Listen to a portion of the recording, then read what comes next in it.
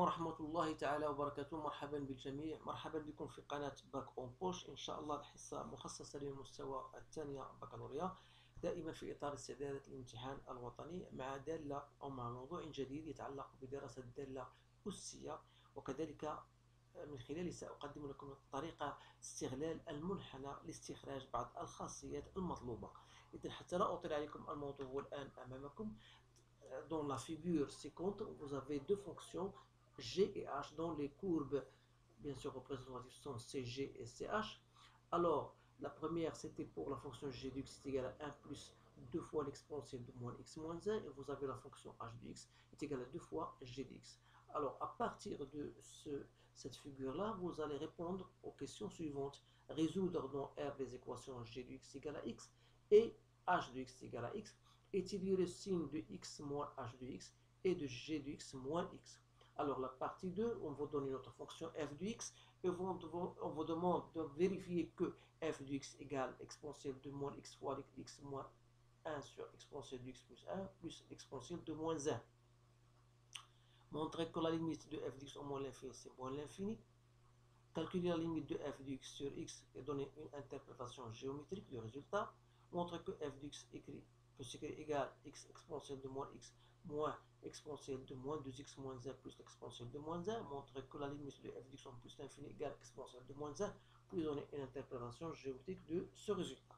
Après, donc voilà la suite. Montrer que f' de x égale exponentielle de moins x fois g de x moins x.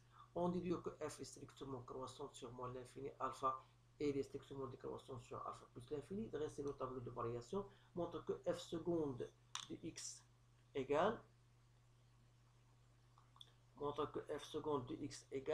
étudier le signe ici de f seconde. Parce que vous avez f seconde de x, on déduit que le point A de coordonnées bêta, f de bêta est un point unique, le point d'inflexion, puis étudier la convexité, voilà. Et après, vous avez la dernière question, tracer les courbes, bien sûr, en suivant ces données-là. Alors, je vous laisse le soin de stopper la vidéo et de relire convenablement le sujet, puis après, vous allez répondre aux différentes questions. Alors, je passe maintenant à la correction, en répondant à la première question, c'était de résoudre cette deux équations. Alors, à partir de ce graphe-là, vous remarquez que la droite delta, on vous donne delta et on vous donne la courbe de CG et de CH. Alors, vous remarquez que pour répondre à la question G de x égale à x, il faut aller tout simplement à la courbe représentant CG, que vous voyez qui est en bas, voilà. Et vous remarquez que l'intersection de cette courbe-là avec l'axe delta, c'est au point alpha. Donc, c'est automatiquement, on dit que x égale à alpha. Alors, pour h de x égale à x, on voit que l'intersection de la courbe CH avec la droite delta se fait en bêta. Donc, ça veut dire que x égale à bêta. Donc, voilà pour la première question. Deuxième question, c'était étudier le signe. Alors, lorsque je dis x moins h de x, elle est positive, ça veut dire que x est supérieur à h de x. Tout simplement, ça veut dire que delta, qui représente y égale à x, et se trouve au-dessus de la courbe CH. Alors, vous remarquez que pour que delta soit supérieur à CH, pour cet intervalle, à partir de bêta plus l'infini, c'est-à-dire lorsque x appartenant à bêta plus l'infini. Donc, c'est pour cette raison que je viens de partager avec vous ce sujet-là, tout simplement parce qu'il englobe ces différentes questions qui sont très rares à s'exprimer, mais il faut quand même savoir comment on doit résoudre ce tel sujet, bien cette question. Alors voilà, donc dire que x moins h de x est positif, ça veut dire que la droite delta se trouve au-dessus de CH, et à partir de notre figure là, vous remarquez que delta se trouve au-dessus, bien sûr, de CH, à partir du moment où x dépasse bêta vers l'infini. Alors, pour l'autre question, x moins h de x sera négatif si x, bien sûr, appartient, il ne reste, ça veut dire x appartient à quel intervalle? À moins l'infini bêta. Alors, pour la deuxième question, g de x moins x sera positif, ça veut dire que g de x est supérieur à x, ça veut dire que la courbe CG se trouve au-dessus de delta. Alors cela se fait tout simplement lorsque x appartient à moins l'infini alpha. Vous pouvez le voir ici. Voilà, vous avez CG, il est au-dessus de delta pour l'intervalle moins l'infini jusqu'au alpha. Alors que pour alpha plus l'infini, il se trouve au-dessous de delta. Donc on va écrire ça.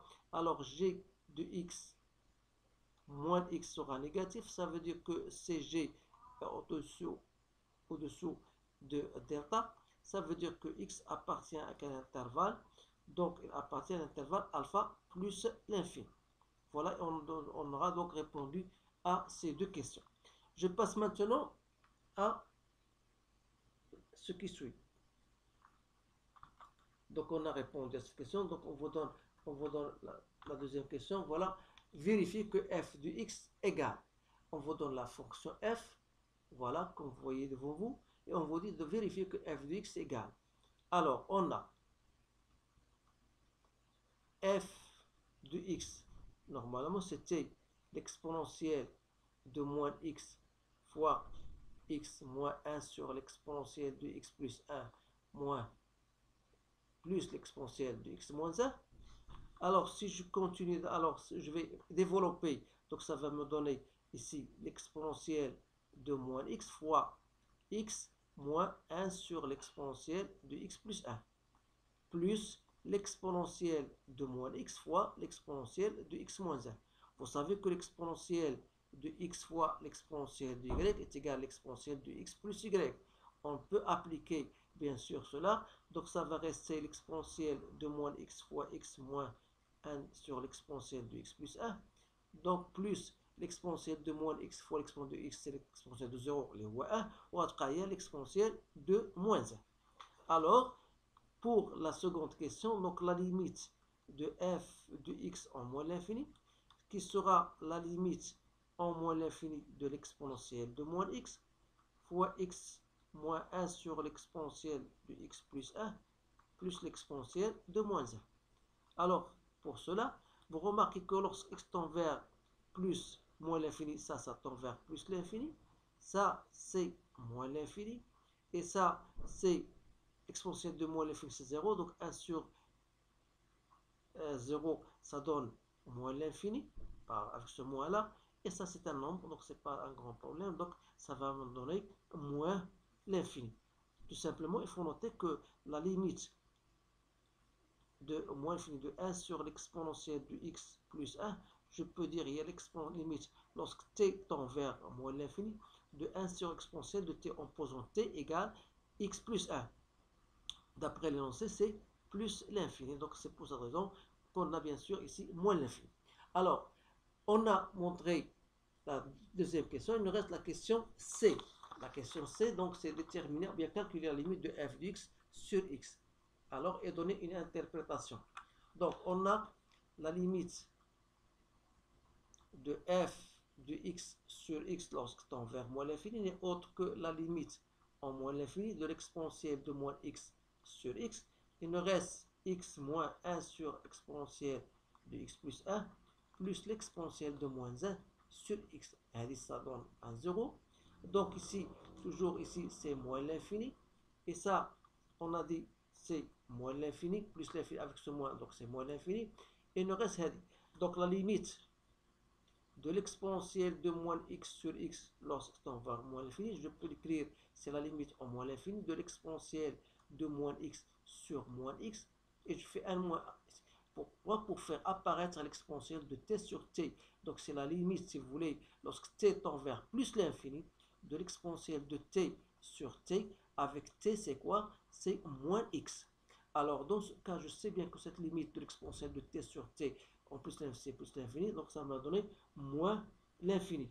Alors moins l'infini fois moins l'infini, donc ça donne plus l'infini. Donc on aura donc la limite de f de x sur x lorsque tend vers moins l'infini, c'est plus l'infini. Alors l'interprétation, c'est que c de f,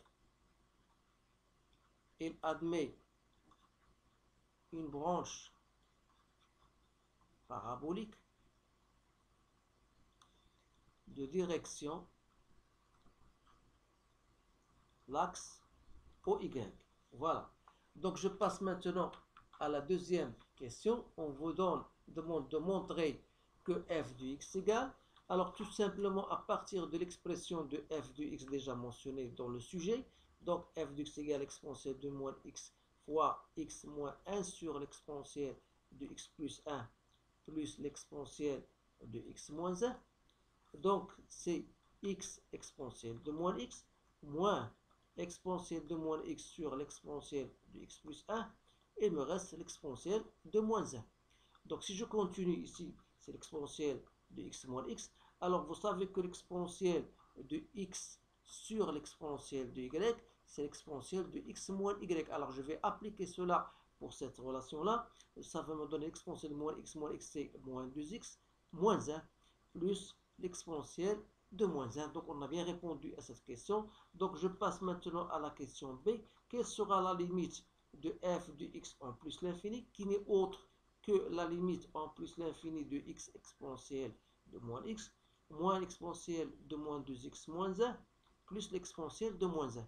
Vous savez que la limite de celle-ci, vous pouvez même faire entrer le moins et vous le sortir de moins, c'est-à-dire, je voudrais dire, la limite de f de x lorsque tend vers plus l'infini n'est autre que la limite en plus l'infini. Je peux faire ici moins x, l'exponentielle de moins x. Et je fais sortir un moins ici. Donc, je continue moins exponentielle de moins 2x moins 1 plus l'exponentielle de moins 1. Pourquoi j'ai fait cela? Tout simplement pour faire apparaître t exponentielle de t lorsque t tend vers plus l'infini. Donc ici, lorsque x tend vers plus l'infini, ça tend vers 0. Donc ici, on aura ici 0. Celle-ci, de la même manière, exponentielle de t, lorsque t tend vers moins l'infini, c'est 0. Il me reste exponentielle de moins 1. Alors ça veut dire tout simplement que y est égal à e moins 1. C'est une asymptote horizontale. Donc c'est une asymptote horizontale de C, de F, au voisinage toujours ici de plus l'infini. Alors, la question qui suit, c'était la question 3. Vérifier que f de x sur x égale. Alors voilà, f de x sur x n'est autre que ce que nous avons déjà obtenu, donc exponentielle de moins x, moins exponentielle de moins 2x moins 1, plus l'exponentielle de moins 1, tout ça sur x. Donc, c'est l'exponentielle de moins x, moins. Ici, je peux faire ici l'exponentielle de moins 2x moins 1, moins exponentielle de moins 1. Faites attention à ce moins-là sur x. Alors, si je continue, donc c'est l'exponentielle de moins x, moins. Ici, vous remarquez que l'exponentielle de x, on a dit que l'exponentielle de x plus y, c'est l'exponentielle de x fois l'exponentielle de y. Alors, je vais appliquer ici l'exponentielle de moins 2x moins 1, c'est l'exponentielle de moins 2x, fois l'exponentielle de moins 1, plus l'exponentielle de moins 1 ici, toujours sur x. Alors, je peux factoriser par l'exponentielle de moins 1. Voilà, l'exponentielle de moins 1 qui est factorielle de quoi? De l'exponentielle de moins 2x moins 1 sur x. C'est-à-dire, c'est l'exponentielle de moins x moins exponentielle de moins 1 fois l'exponentielle de moins 2x moins 1 sur x. Alors, si je continue, donc ça sera donc l'exponentielle de moins x plus, ici, je peux mettre ici, ça c'est très intéressant, c'est un truc. Donc voilà l'exponentielle de moins 1 fois l'exponentielle de moins 2x moins 1 sur x. Alors je voudrais faire apparaître, si vous voulez, le 2 hadik. Donc je fais le moins 2, donc je fais un moins 2 ici, et je fais un moins 2 ici. Alors lorsque je fais moins 2, ça me donnera plus. Alors voilà pourquoi ce plus là. Alors pourquoi j'ai fait cela? Tout simplement pour vous essayer de montrer que la limite donc de f, ça sera la question B. Donc la limite de f de x sur x lorsqu'x tend vers 0, c'est la limite de f de x moins f de 0, parce que f de 0 est égal à 0 sur x moins 0. Donc ça sera quoi? Ça sera la limite de tout ça. Donc ça donne, ici, c'est 1 plus 2 l'exponentielle de moins 1 fois, alors là, c'est une limite que vous connaissez tous, parce que l'exponentielle de t moins 1, l'exponentielle de t, oui, moins 1, ici moins 1, pardon, c'est l'exponentielle de moins 10, qui c'est moins 1 ici, pardon, ici, donc moins 1, exponentielle de moins 2x, moins 1. Alors, l'exponentielle de t moins 1 sur t, vous connaissez que ça tend, lorsque t tend vers 0, ça tend vers 1. Alors, on doit ici multiplier par 1. Donc, ça va nous donner quoi? Ça va nous donner tout simplement ici 1 plus 2 exponentielle de moins 1, qui n'est autre que e plus 2 sur e. Comme celle-ci appartient à R, ça veut dire que f est dérivable, donc f est dérivable en 0. Et par conséquent, bien sûr, la courbe va, je ne sais pas si j'ai l'espace ici, donc, alors je dis que la courbe, c'est f admet une tangente que j'appelle t, d'équation y égale quoi? Est égal à f' de 0, c'est-à-dire e plus 2 sur e, fois x plus f de 0. Comme f de 0 est égal à 0, donc il nous reste, voilà, l'équation de la tangente. Alors je passe maintenant à la question qui suit, la question 4. Montrer que f' de x égale. Alors, f' de x, donc il faut toujours mentionner que la fonction est dérivable, étant donné qu'elle est composée de fonctions dérivables. Donc, c'est la dérivée de x exponentielle de moins x, moins exponentielle de moins 2x moins 1, plus l'exponentielle de moins 1. Donc, je cherche la dérivée de ça. Donc, la dérivée d'un produit, donc c'est l'exponentielle de moins x exponentielle de moins x, plus 2 fois, alors on a 2 moins 2, 2 fois l'exponentielle de moins 2x moins 1, la dérivée de ça égale à 0. Donc il faut noter que lorsque vous avez l'exponentielle de u, la dérivée c'est u', l'exponentielle de u. Alors il faut bien apprendre ces choses-là. Donc j'ai ici l'exponentielle de moins x en facteur, donc il reste 1 moins x plus 2 exponentielle de moins x moins 1. Alors c'est bien ça. Alors, c'est-à-dire que il faut montrer que est égal à l'exponentielle de moins x, g de x moins x. Alors, si je cherche g de x moins x, n'est autre que 1 plus 2 fois l'exponentielle de moins x moins 1, moins x. Alors, ce qui prouve que f' de x, c'était bien égal à l'exponentielle de moins x fois g de x moins x. Alors, le signe de cette fonction f' n'est autre que le signe de g de x moins x. Alors, cela va, bien sûr, on va retourner à la fonction, dire que f' de x elle est positive, ça veut dire tout simplement il faut que g de x moins x soit positif, c'est-à-dire que g de x supérieur à x, autrement dit il faut que c de g soit supérieur à la droite delta, chose qu'on a déjà répondu à cette question pour la première partie, on a dit qu'il faut que x soit appartenir à moins l'infini alpha. Alors dans ce cas, qui dit f' positif, ça veut dire que f est strictement croissante, bien sûr, sur l'intervalle moins l'infini alpha.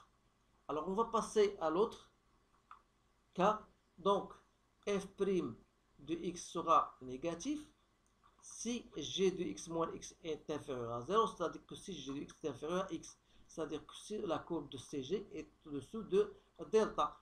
Il y a une chose qu'on a déjà vue, donc il faut que x appartienne à l'intervalle alpha plus l'infini. Dans ce cas, je dis que f est strictement décroissante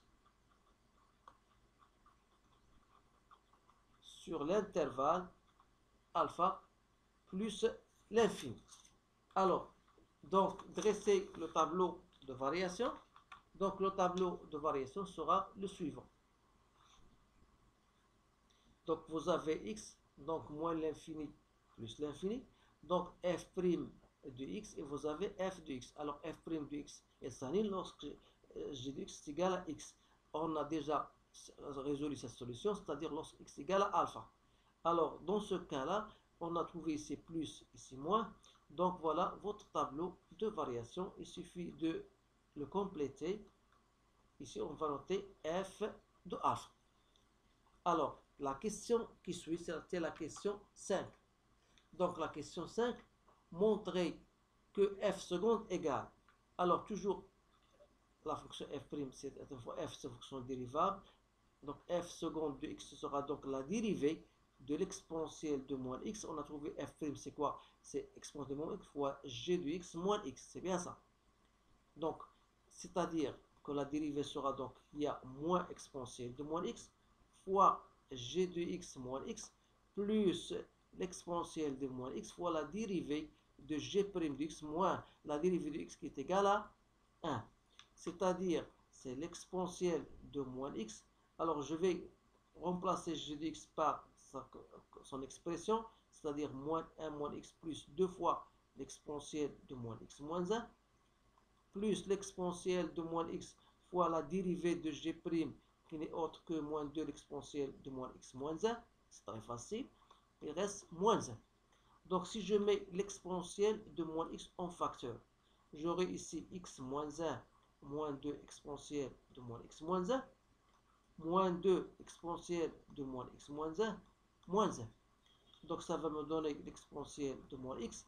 Donc x moins 1, ça donne moins 2, moins 4, exponentielle de moins x moins 1. Voilà. Alors, d'autre part, si vous cherchez x moins h de x, vous allez trouver c'est x, h de x, c'est quoi? C'est 2g de x d'après le sujet.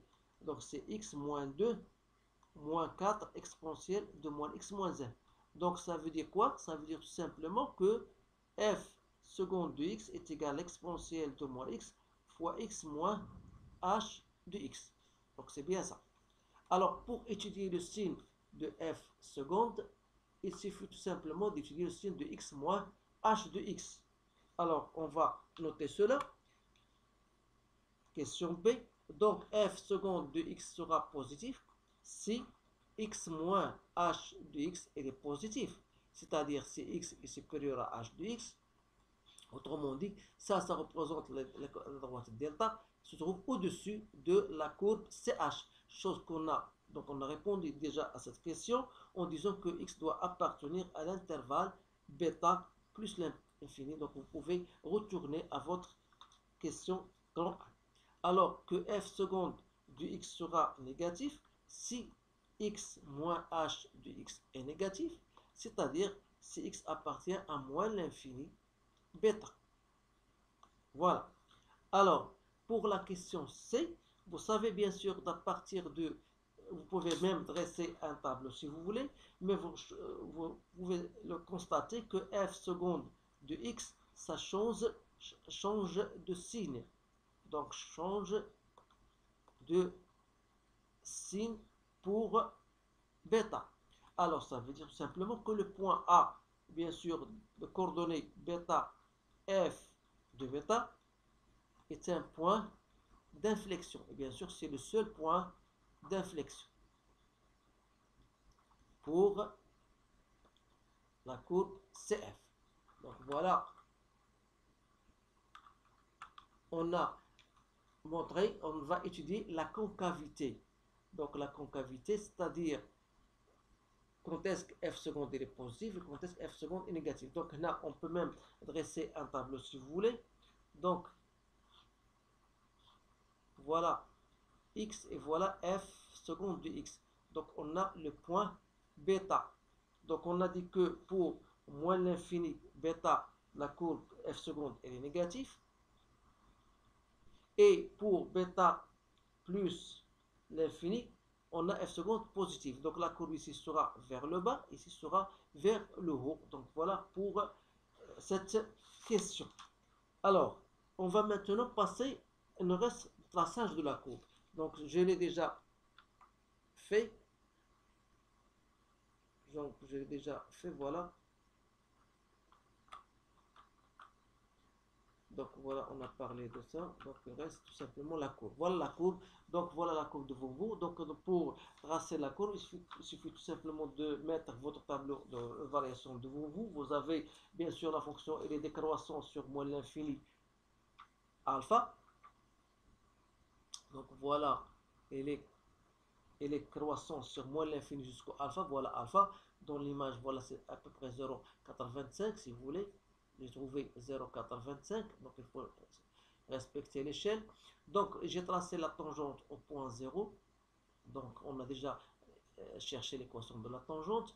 Et vous avez alpha et vous avez le point, c'est un point d'inflexion. N'oubliez pas que vous avez une asymptote horizontale d'équation y égale à e moins l'exponentielle de moins 1. Donc, voilà la grosso modo de votre cours. Essayez de le refaire et de bien tracer soigneusement. Vous choisir d'autres points si vous voulez.